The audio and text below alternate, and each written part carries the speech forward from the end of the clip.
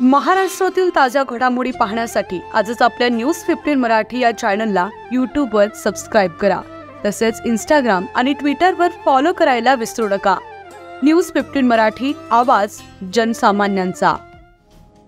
आणि आताची मोठी ब्रेकिंग न्यूज येते. हिंगोलीतील स्थानिक गुन्हे शाखेच्या पथकानं शहरात आज दिनांक 25 ऑक्टोबर रोजी 1,40,35,00,000 रुपयांची रोकड जप्त करण्यात आली आहे. 2 वाहनातून ही रोकड कळमनुरी मार्गाने नेली जात होती. स्थानिक गुन्हे शाखेनं बस स्थानक परिसरात ही कारवाई करण्यात आली आहे. विधानसभा निवडणुकीची आदर्श आचारसंहिता सुरू असून स्थानिक गुन्हे शाखेनं बस स्थानक परिसरातून 1,40,00,000 रुपयांची रोकड 2 खासगी गाड्यांमधून नेली जात होती, अशी माहिती समोर येते.